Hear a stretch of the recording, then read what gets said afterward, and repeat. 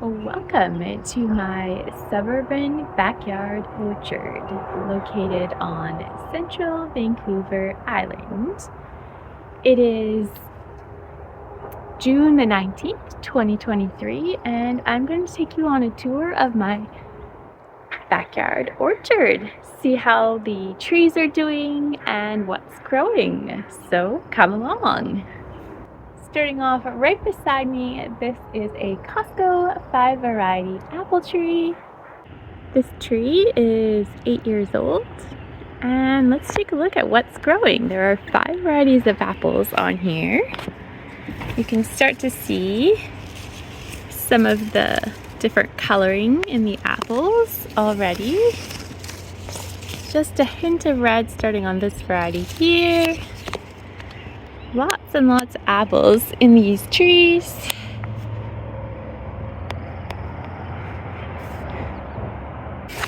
I may need to go through and thin these out if I want some bigger fruits. We'll do that actually while we go a little bit. These little fruits here, these tiny ones, those are the ones you're going to want to prune off if you've got your own fruit trees. They're not going to do you much good, these little guys. Just get rid of them. And possibly this one in the middle, but I can do that without knocking these guys. So we got this one a little bigger. We're gonna sacrifice this apple for some bigger ones. And it is a good idea to thin out all of the sort of more spindly looking fruits on your fruit trees for a bigger, better harvest. It's a hard thing to do, but worthwhile in the end. And there's lots of fruit on this apple tree. Here's another view of it. Coming this way here in the 2-tiered backyard, we are going to check out another 5 variety apple tree from Costco. This is a very short and stout tree. It was mauled down to a little tree stump when it was just a baby tree in the first year. I'll insert a picture if I can find one. Here, these apples have a little more red on them already. But these are different varieties. Totally different 5 variety trees planted in 2 different years. This tree is 9 years old and has 5 different varieties than the tree over here. So we have a total of 10 varieties of apples here on 2 trees. And there are lots of fruits here too. And we just thinned another one out. Let's thin this one out too. And another little spindly looking thing up here. We're gonna pull that off. And the trees this season are much healthier than they were last year. Last year at this time they had heavy frost damage, and this year they are lush, healthy, and no frost damage. So once again, let's do a little more thinning as we go. We are going to remove, the apple I was going to remove removed itself. There's one over here. We're going to remove that, these little spindly ones. Anything that is spindly and still attached, you want to get rid of that so the apple tree can focus more on the bigger apples that will be more juicy and full. Here's another look at that short and stout apple tree. Swinging around this way, we're going to check out my newly planted nectarine tree. Here it is. It has finally leafed out. I am so excited. It's taken a long time to leaf out. This was planted mid-spring of this year. This is a golden prolific dwarf nectarine, and it is hardy to zone 5. Gets 1.5 meters tall by 1.5 meters wide. I would call this a mini nectarine tree. And I'm so happy it's doing well. This is a full sun, very protected location from these emerald cedars. So hopefully this nectarine will do well even over the winter time. Fingers crossed, time will tell. coming down the gravel pathway, we are going to check out my Costco plum tree. If you saw my last orchard tour video, you will remember this tree had probably thousands of flowers in the spring. And sadly, I don't know if it actually got any plums. It is looking rather diseased. It's got this leaf curl fungal infection going on here. And all the flowers, most of them, this is what has happened to them. They dried up and fell off. There were a few fruits that formed, but I don't see them on the tree anymore, so I'm not super optimistic.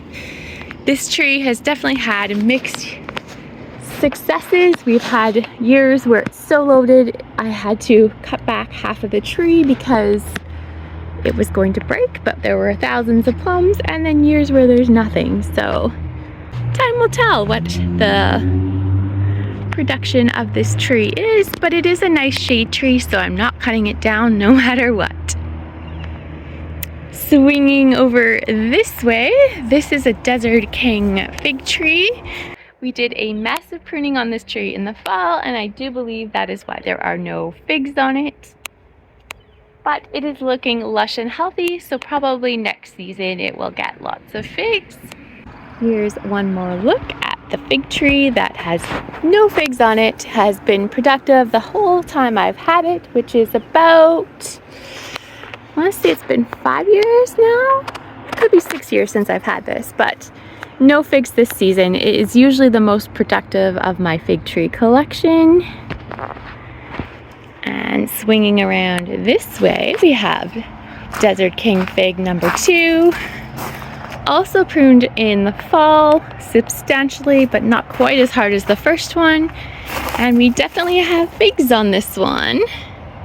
Quite a few, actually. There's some on this lower branch. There's some over here, up here. So this tree definitely has a decent amount of figs on it.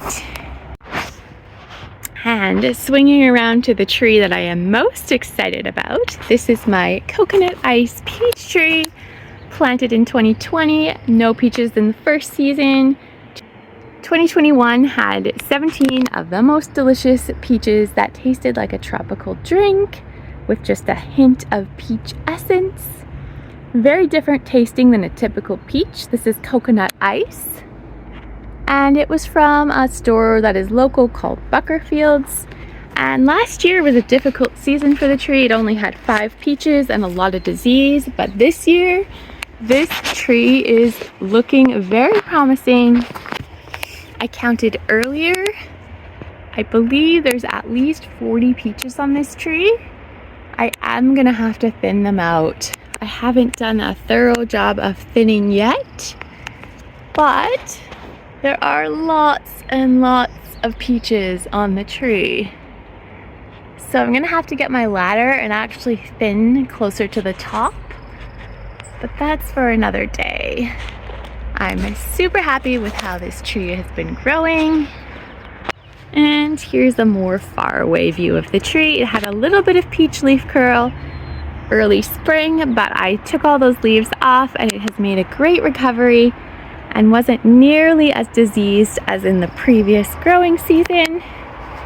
So it is off to a very good start this year. A little bird friend just joined in on the tour. Going to eat something in my rose bush. Next, we're going to check out a little baby fig tree.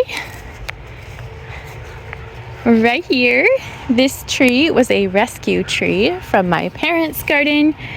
This is my second or third, probably my third growing season with it. It has yet to produce any figs, but it is certainly growing well, so that is optimistic. And I don't know the variety. Back up the gravel pathway, our bird friend is following us. We have yet another rescued fig tree, also from my parents' garden, and has not produced any figs yet. Doesn't have any on there right now. Don't know what the variety is, but it's growing really well. Right next to an unknown flower specimen. Next, we're going to enter the vegetable garden to check out another fig tree. Didn't used to be in the vegetable garden, but we expanded the garden and now it is part of the vegetable garden. Here we have my Chicago hardy fig tree. This is the, I believe, third growing season for it. It has never had figs that ripened. The first season it had about 10 and none of them ripened. But optimistically we may get one that ripens because it's early in the season still.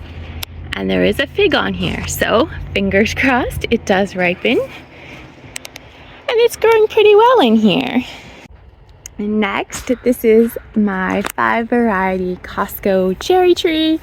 It has put on a ton of growth. We've had a few days of rain and the tree has exploded with new foliage. It does have some cherries on it. There's one red one here. It has split, but I'm gonna eat it anyways. I usually do eat these split cherries, otherwise I won't get very many. Here is the split cherry. I don't know if the camera's gonna focus on it. It's just a little split. I think these cherries split due to the type of weather conditions we have, but I'm gonna eat it anyways.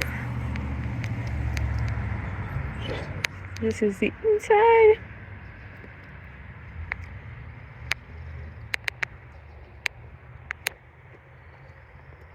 This is the inside of the cherry. It's actually pretty wet. It's actually pretty red inside. It's mildly sweet. Could be sweeter, but I'll take it. It's pretty good.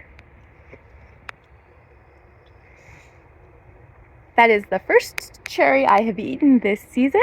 And let's look at the rest. Diving right back into the tree. Here's my little wind chime. And we've got more red cherries. Oh, good to know. That's got a big split in it, that one. I don't know if I'll eat that. And there are green cherries. These are probably my sour cherries. There are always sour cherries on this tree, but there could be some sweet ones mixed in.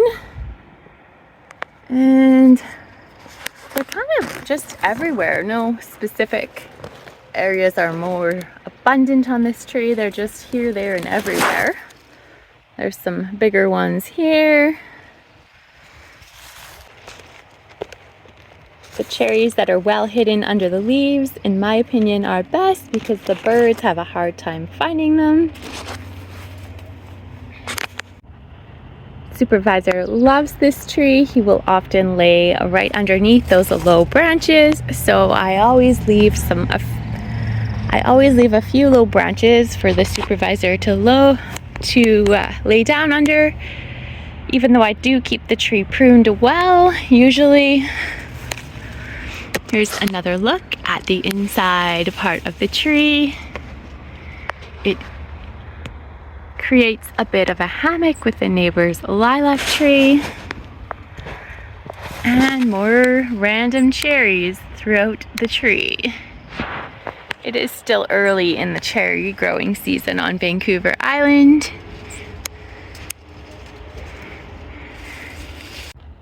Last look at the cherry tree.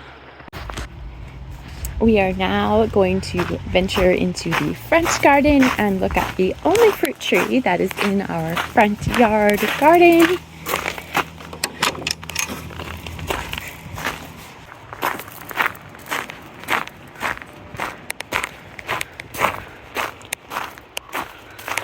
Hidden amongst all these flowers, roses, California poppies, we have a very miniature fig tree right here, and it has a fig on it. This is my Violet de Bordeaux mini fig tree.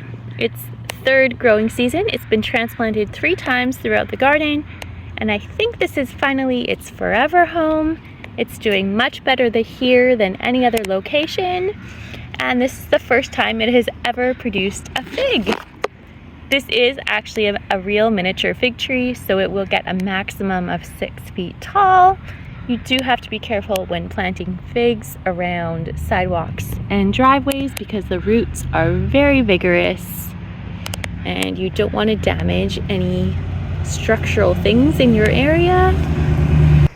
Thank you so much for watching my backyard orchard tour. If you enjoyed it, please give it a thumbs up. Comment down below and let me know what your favorite type of fruit tree is to grow. And I hope you have a lovely day. Bye for now.